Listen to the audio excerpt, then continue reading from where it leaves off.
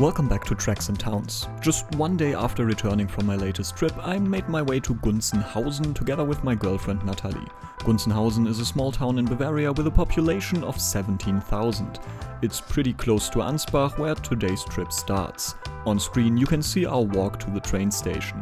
Due to our destination being pretty close, we take local and regional trains for this trip.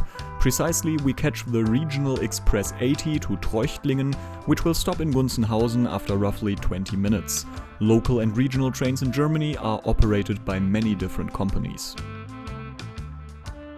This train is operated by Arverio Bayern and Tri.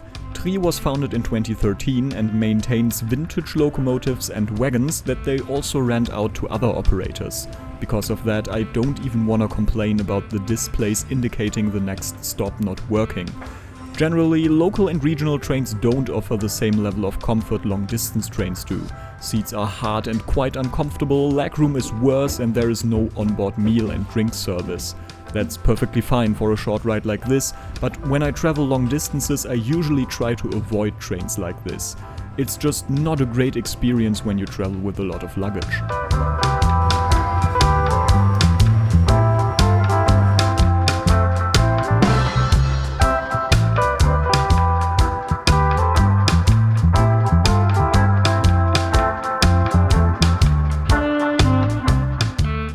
In Gunzenhausen on time and take an Anruf-Sammeltaxi to our destination.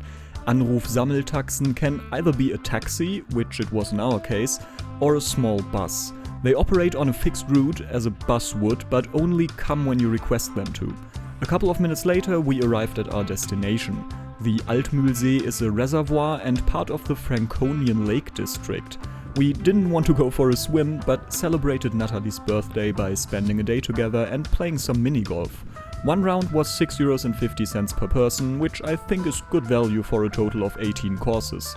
As we both didn't play any mini-golf for at least 10 years, we weren't exactly good. But it was fun.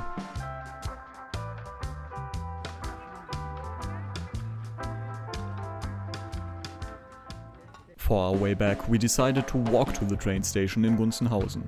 On our way, we saw this cute little self-service store offering agricultural products and this modally filtered path. We'll get to urban design and how walkability favors good public transit in a future episode. The train station itself isn't exactly beautiful, but I guess it works for such a small town. Judging from the time we were there, it definitely sees more cargo than passenger trains. We arrived in Ansbach on time, but don't go away, I have another trip lined up for you in this episode.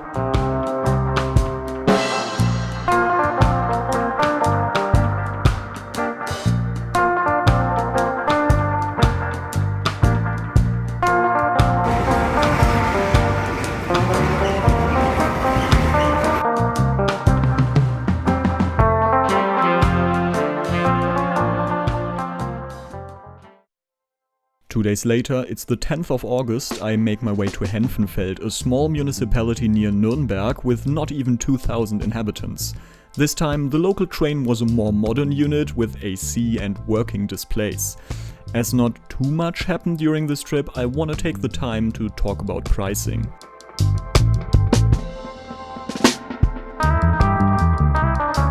With regional and local transit, pricing is a lot more complicated compared to long distance. Every regional transport association can set their own prices, and sometimes these single fare prices are ridiculously high. I very well remember paying more for a regional train trip from Aachen to Köln than the flight ticket from Köln to London. Since last year, the Deutschland ticket made navigating the confusing tariffs slightly easier. It's a subscription for €49 a month that includes all local and regional transit in Germany. Single fare tickets are still expensive, so if you take the train a couple of times per month, the subscription is already worth it. I am not subscribed though, because I mainly travel long distances and only seldomly need a ticket for a regional train. Because of that, I had to pay €13.42 to get there and another €13.42 to travel back home. That's awful value for the money, as a second-class long-distance trip covering 600 kilometers can cost the same or even less. I get that this type of train is meant for commuters who travel almost every day and usually have a subscription, but for a spontaneous trip like this, the pricing is quite crazy.